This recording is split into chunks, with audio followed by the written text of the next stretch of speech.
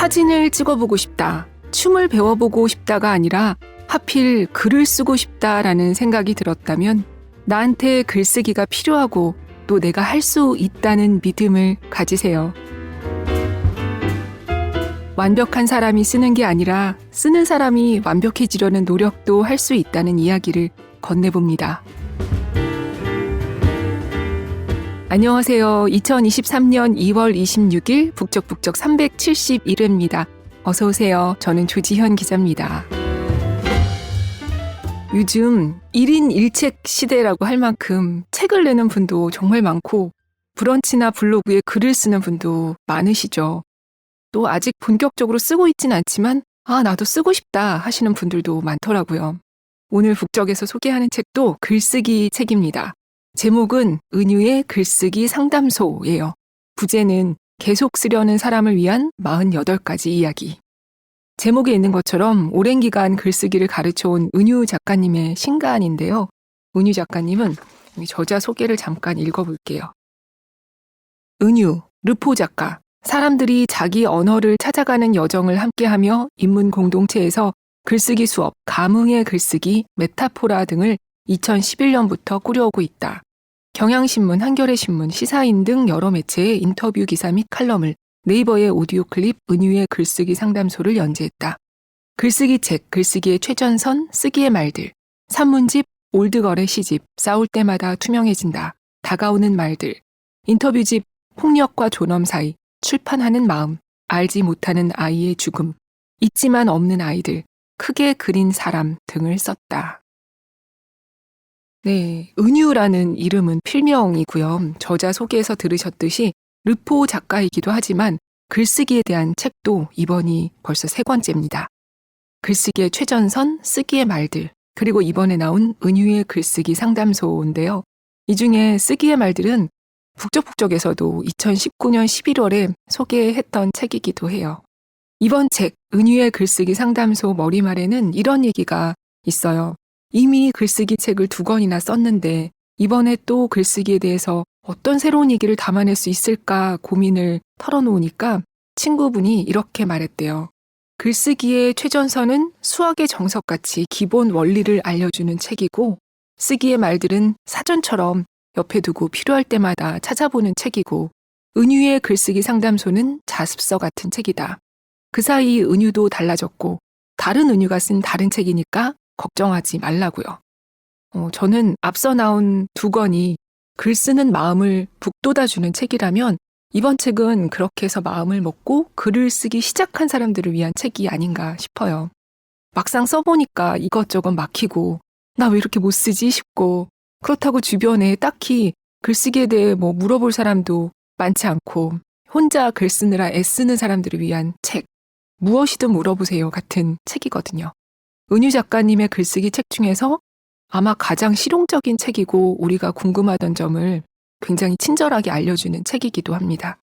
이 책 프롤로그 중에서 저는 특히 마음이 움직이는 얘기가 있었는데요. 어린아이가 모래성을 만들고 그게 파도에 부서져도 즐거워하면서 또 모래성을 쌓는 것처럼 놀이로 즐기면서 쓰고 또 써보라고 니체가 인간 정신의 가장 높은 단계로 꼽은 어린아이 되기를 들어서 얘기합니다.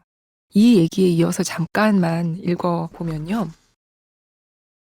나 또한 글쓰기 책을 섭렵하듯 읽었지만 글은 아는 대로 써지지 않았다. 여기서 얻은 교훈은 유용한 팁이 아니라 서두르지 않고 제 몸으로 써나갈 때 자기만의 언어가 만들어진다는 사실이다. 아무것도 쓰지 않으면 잘 쓸 수도 없다. 목적에 갇히지 않아야 이것저것 시도하는 놀이가 되고 재밌어야 계속 쓴다. 은유의 글쓰기 상담소를 집어든 독자들이 글쓰기의 유년기를 편안하고 충분하게 누렸으면 좋겠다. 유년기도 없이 너무 일찍부터 수험생 모드로 진입하지 않았으면 한다. 네, 이 책은 글쓰기를 시작한 사람들이 가장 많이 하는 질문들에 대한 저자의 답과 격려라고 할 수 있는데요. 누구나 한 번쯤 가져봤을 질문들이에요. 예를 들면 SNS 글만 쓰다 보니 긴 글을 쓰기가 어려워요. 어떻게 하면 긴 글을 쓸 수 있나요? 첫 문장은 어떻게 쓰면 좋을까요? 그래서 부사와 형용사를 모두 빼야 할까요? 퇴고는 어떤 방법으로 하면 좋을까요? 제목을 잘 지으려면 어떻게 해야 할까요? 이런 질문부터 저 같은 사람도 글을 잘 쓸 수 있나요? 제 글보다 잘 쓴 글을 보면 기가 죽는데 어떡하죠? 재능이 없으면 글쓰기를 그만둬야 하나요? 글쓰기 슬럼프는 어떻게 극복하나요? 같은 슬프지만 너무 공감 가는 질문도 있고요. 또 상식과 관습을 뒤집어서 생각하는 방법, 일상에서 질문하는 힘을 기르는 방법, 작가님은 글쓰기가 재밌나요? 같은 근본적인 얘기까지 48가지 질문에 대한 답이 실려 있습니다. 글을 혼자서 써보려는 사람들에게 매우 도움이 되는 건 물론이고요. 이걸 읽고 나면 신기하게도 이게 글에 대한 책이지만 그냥 삶 전반을 왠지 더 씩씩하게 잘 살 수 있을 것 같은 기분이 들더라고요. 작가님이 또 옆에서 얘기해 주는 것처럼 글을 쓰셔서 그런지 지혜로운 인생 선배가 상담을 해주는 것 같기도 했습니다. 이 중에서 오늘은 한 편을 같이 읽어보려고 하는데요. 좀 전에 제목만 들어도 느끼셨을 것 같은데 사실 다 궁금한 내용이잖아요. 48가지 중에 한 편을 어떻게 골라요? 못 고르겠더라고요. 그래서 고민 끝에 골라본 것은 무엇을 쓸까? 소재, 글감에 대한 얘기예요. 왜냐하면 일단 뭘 쓸지를 정해야 그 다음에 첫 문장 어떻게 쓰나요? 인용구를 어떻게 넣나요? 퇴고 방법을 알려주세요. 책은 어떻게 내죠? 이런 건 그 다음 얘기잖아요. 그래서 오늘은 글감을 어떻게 고르는지에 대한 글을 읽어보겠습니다. 낭독을 허락해주신 김영사에 감사드립니다.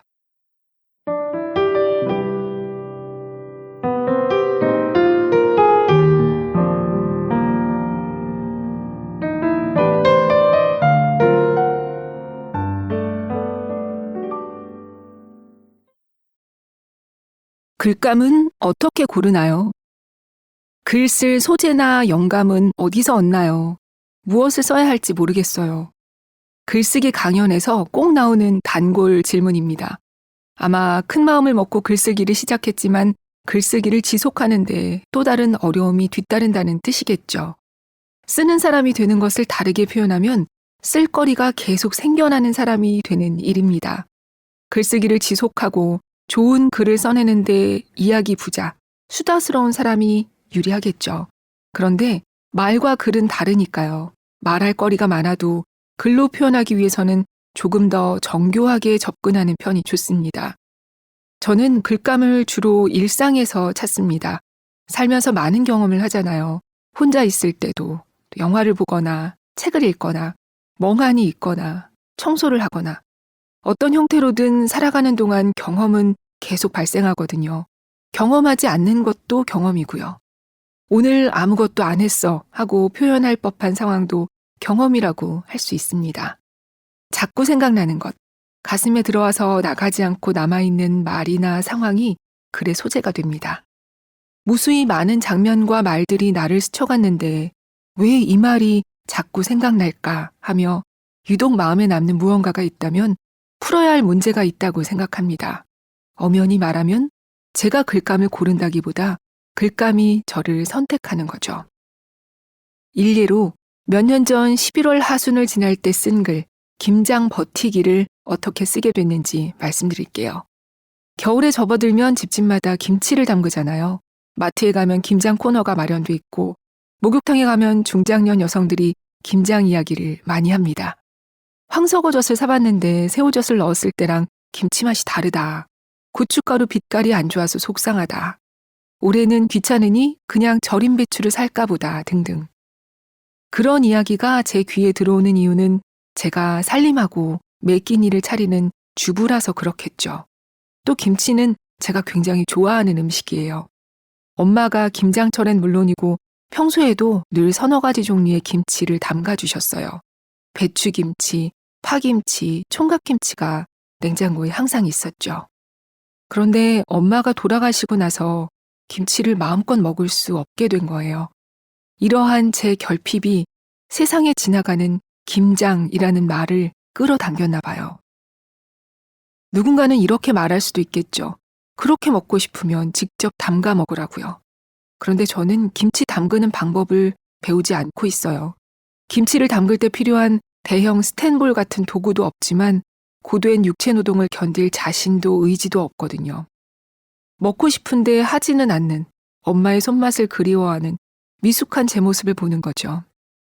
김장김치라는 글감 아래 서로 모순되어 복잡한 여러 가지 생각이 꼬리에 꼬리를 물고 이어졌어요. 나는 김치를 먹고 싶고 좋아하는데 왜 김치를 담그지 않는가? 엄마의 김치를 왜 그리워하는가? 그래서 김치를 소재로 하는 글을 한번 써봐야겠다고 생각했죠. 단지 엄마가 담근 김치에 대한 그리움을 넘어서 엄마표 김치라는 말이 아련한 정서적 감흥을 불러일으키지만 엄마의 희생과 노동을 당연시하고 미화하는 것이겠구나 하는 생각으로 넘어갔습니다. 그렇게 완성한 글을 보여드릴게요. 마음은 빈집 같아서 어떤 때는 독사가 살고 어떤 때는 청보리밭 어른들이 살았다고 어느 시인은 노래했는데 찬바람이 불면 내 마음엔 커다란 김장독이 산다. 남도의 땅에서 나고 자란 엄마는 김치를 중시했다. 배추김치는 기본에 깍두기, 총각김치, 갓김치, 파김치, 물김치를 번갈아 담갔고 김장철엔 손이 더 커졌다. 김치 가져가라는 전화에 은근히 스트레스를 받고선 냉장고에 자리도 없는데 또 담갔냐고 기어코 한 소리 하기도 했다. 엄마가 돌아가신 지 10년. 엄마 김치를 못 먹게 된 지 10년이다. 김치 가뭄으로 엄마의 부재를 실감한다. 시댁에서 가져온 김치는 빨리 동나고 산 김치는 비싸서 감질나고 나는 김치를 담글 줄 모른다. 가사노동, 양육노동, 지필노동으로 꽉 채워진 일상. 내 인생에 김치노동까지 추가되면 끝장이라는 비장함으로 안 배우고 버텨왔다. 할 줄 알면 누가 시키기도 전에 몸이 자동으로 움직일 게 뻔하니까. 식구들이 잘 먹으면 먹이고 싶으니까. 내가 나를 말리는 심정으로 김치 먹을 자유보다 일하지 않을 권리를 수호하고 있다. 이번엔 황석어젓을 사봤는데 고춧가루 빛깔이 안 좋아서 속상해. 올해는 절임 배추 써볼까 하는데 요즘 시장에서, 거리에서, 버스에서, 목욕탕에서 나이든 여자들은 둘만 모였다 하면 김장 얘기다. 마음에 김치가 사는 나는 이런 목소리를 줍고 다닌다. 머리가 허옇고 허리가 기역자로 굽어도 장바구니 달린 보행기를 밀고 다니면서 쪽파며 배추를 실어 나르는 동네 할머니를 본다. 살아계셨으면 77. 우리 엄마도 저희들처럼 억척스럽게 장보고 김장을 하고 삭신이 쑤신다며 알아 누우셨을까? 엄마는 그 즈음 부쩍 음식 간이 안 맞는다고 뭘 해도 맛이 없고 김치도 짜기만 하다고 낙심했다. 혀가 늙는다는 것도 김치 담그기가 중노동이라는 것도 30대인 나는 알지 못했다. 김장을 안 해도 된다는 것을 그 시절 엄마가 알지 못했듯이. 어쨌거나 나는 매년 김장김치를 먹는다. 파는 김치는 비위생적이며 당신 손으로 해주는 게 부모의 도리라고 여기는 시어머니가 담가주시고 가까운 이들에게 사랑의 김장이 답지한다. 올해는 친구의 시골 노모가 담근 김치를 분양받았다. 양이 많다며 배추김치 한 통에 덤으로 총각김치랑 묵은지까지 보내주었다. 끼니마다 콕 쏘는 김치를 허겁지겁 먹어치우면서도 목 안이 따끔하다. 한 여성이 소위 바깥일을 하려면 다른 여성의 돌봄 노동이 필요하듯이 내가 김치 담그기에서 해방되자면 누군가의 고단한 노역의 산물인 김치를 먹게 된다. 얼마나 손끝이 얼얼하도록 마늘을 까고 생강을 다지고 배추를 씻고 절이고 버무렸을까. 엄마표 김치라는 말이 그리운 말에서 징그러운 말이 되어간다. 엄마의 자기 희생이 강요된 말, 넙죽 받아먹기만 하는 자들이 계속 받아먹기를 염원하는 말이다. 어느 소설가의 문학관에는 대하소설을 쓰는 동안 사용한 볼펜과 원고지가 탑처럼 쌓여있다고 하는데 엄마들이 평생 담근 김치와 사용한 고무장갑을 한눈에 쌓아놓으면 어떤 붉은 스펙터클이 나올지 상상해본다. 어머니가 해주신 밥과 김치 먹고 굴러가는 자본주의 사회에서 절대 가시화되지 않는 이상한 노동. 피와 살로 쓰며서 똥으로 나가버리는 엄마의 땀. 부불 노동으로서 가사 노동에 불꽃인 김장. 한 동료의 엄마는 80살을 맞아 김장을 안 한다고 선언했다고 한다. 늦은 은퇴다. 엄마들의 이딴 김장파업 선언에 김치 난민이 속출하는 또 다른 겨울 풍경을 그려본다. 이 밖에도 제가 쓰는 글의 소재는 살림하고 아이 키우는 일에서 많이 가져옵니다. 왜냐하면 그런 일상에 시간과 감정을 많이 쓰고 제 존재가 얽매여 있기 때문이죠. 각자 저마다 자기가 많은 시간을 할애하는 일, 나라는 존재가 사로잡혀 있는 문제가 있을 거예요. 예를 들어 편의점 아르바이트 노동자로서 하는 업무, 일터에서 나를 괴롭히는 동료나 친절을 강요하는 고객 이야기가 될 수도 있고, 치매에 걸린 부모님을 지켜보는 일일 수도 있어요. 공황장애 증상이 있다면 아픈 몸으로 살아가는 일상도 글감이 될 수 있겠죠. 주로 부정적인 상황이나 감정을 많이 이야기했는데요. 그만큼 강력하게 나를 지배하는 것이 글이 될 확률이 높아지는 것 같습니다. 그런 일은 부정적인 감정이라고 사회적으로 해석된 것이지 사실 살면서 그냥 일어나는 일이거든요. 살다 보면 아프기도 하고 넘어지기도 하는데 사회에서 부정적이라고 규정하기 때문에 받아들이기가 더 괴롭습니다. 그리고 생각하게 됩니다. 나한테 왜 이런 일이 생겼지? 어떻게 이 일에서 벗어날 수 있지? 구조적 문제가 얽혀 있어서 단번에 답을 찾을 수 없는 경우가 많은데 쉽게 설명되지 않는 것을 글로 쓰려고 붙들고 늘어질 때 표현이 섬세해지고 글쓰기 능력도 늡니다. 잘 설명할 수 있는 건 말로 해도 되겠죠. 설명할 수 없는 걸 글로 써냈을 때 기쁨도 느끼고 그 일에 의미도 찾을 수 있습니다. 내가 잘 아는 것, 나만 쓸 수 있는 글을 써보세요. 어디서 많이 본 것 같은 글은 생명력을 갖기 어렵습니다. 톨스토이가 쓴 안나 카레니나의 그 유명한 첫 문장에서도 행복한 가정은 비슷한 모습이고 불행한 가정은 제각각 다른 불행의 모습이다 라고 했죠. 그래서 불행한 일, 속상한 일, 힘든 일이 자기만의 고유한 경험 자원이 됩니다. 직면하고 싶지 않은 일에 글감의 광맥이 있습니다. 그 광맥에서 글감이 계속 나올 거예요. 그런데 이런 고민을 떨칠 수 없을 거예요. 이런 사소한 걸 글로 써도 되나? 글감이 너무 하찮은 거 아닌가? 이게 무슨 자랑이라고 글로 써. 글감을 두고 자기 검열을 하게 됩니다. 저도 그랬습니다. 제가 밥에 관한 글을 여러 편 썼습니다. 아이 둘을 키우면서 날마다 밥상을 차리고 아이를 먹이는 일이 저를 굉장히 짓눌렀거든요. 보통은 어떤 일을 안 하면 그냥 욕먹거나 불편하거나 불이익을 받는 등 내가 감당하면 되는데 아이들 밥 먹이는 일은 안 하면 한 생명에게 직접적인 영향을 미치는 거예요. 그러니까 안 할 수가 없어요. 그런데 밥 때는 매일 3번씩 돌아와요. 몸이 힘들거나 하기 싫을 때도 많고요. 중압감이 참 괴로웠습니다. 우린 누구나 밥을 먹지만 밥이 글감인 경우는 드물었거든요. 먹는 즐거움은 글이 돼도 밥하는 괴로움은 글이 되지 않았어요. 가사노동을 전담했던 여성에게 지면이 주어지지 않았습니다. 그래서 처음엔 밥에 관한 글을 쓰는 일이 어색하긴 했지만 굴하지 않고 썼습니다. 남한텐 시시해도 저한텐 절박한 문제였으니까요. 그랬더니 저처럼 밥하는 일로 힘들고 고통받는 분들이 우르르 나타나서 공감했다며 같이 눈물 흘려주는 독자가 됐습니다. 일찍이 소설가 박경리 선생님도 말씀했습니다. 자기 내부의 불씨를 살라야지요.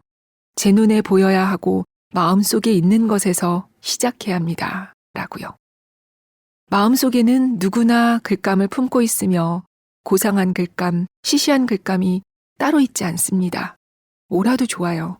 글감에 위계를 두지 않고 내가 경험하고 느낀 것을 쓰면 그것이 좋은 글감입니다. 내가 내 삶을 풀어가는 데 도움을 준 글이라면 다른 사람의 삶의 문제를 풀어가는 데도 도움이 되겠죠. 사소한 것은 사소하지 않습니다.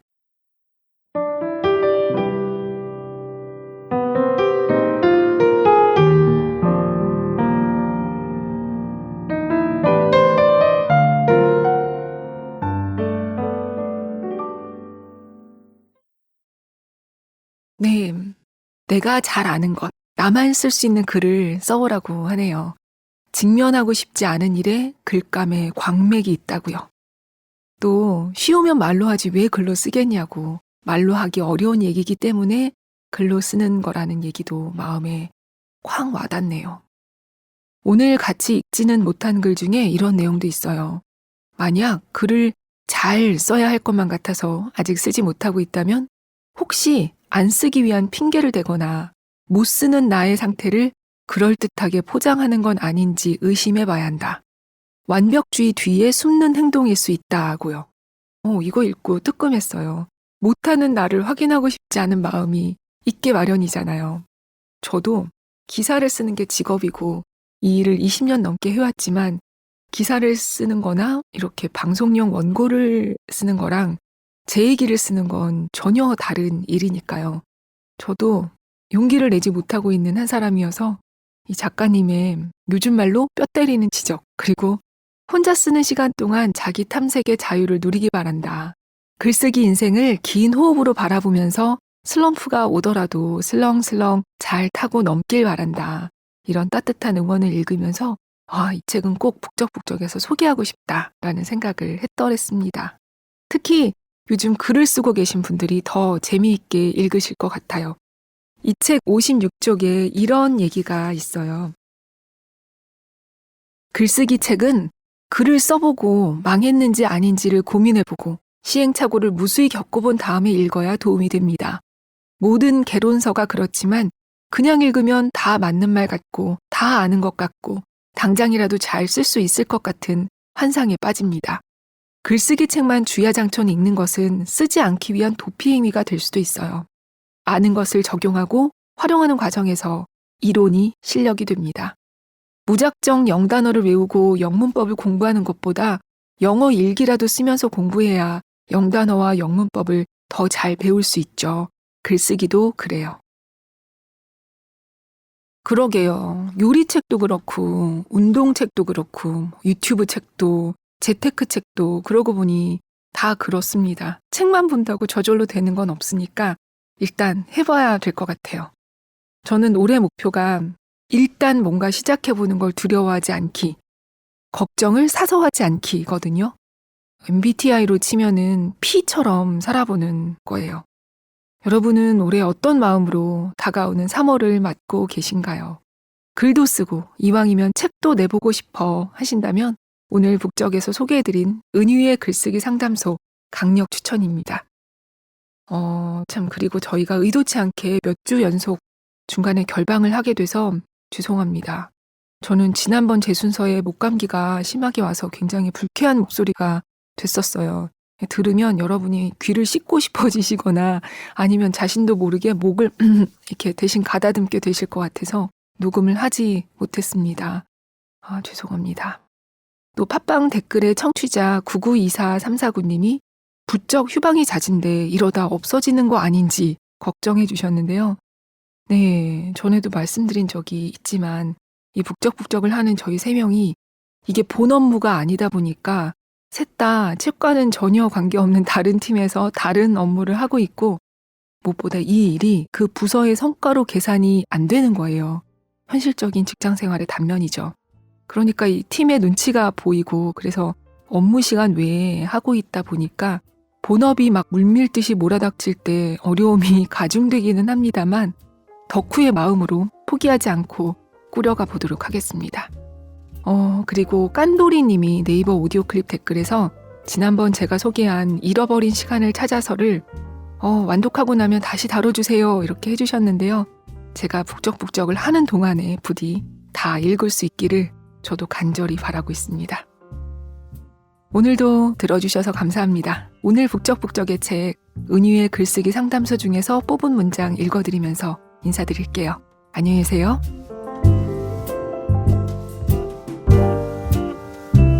글쓰기란 내 생각에 몰입하고 그걸 다시 의심하고 그렇게 내가 변해가는 과정을 기록하는 일입니다. 쓸수록 옹졸해지고 피폐해지기보다 품이 넓어지고 진실해진다면 우리의 글쓰기는 삶의 선물이 되겠죠. 나는 모른다 하는 것을 아는 것이 글을 쓰는 동력이고 재미입니다. 내 삶이 무화되는 순간에 찾아오는 혼란과 두려움이 있지만 그럴 때라야 다르게 생각해 볼 수 있는 여지가 열리고 사고가 확장됩니다.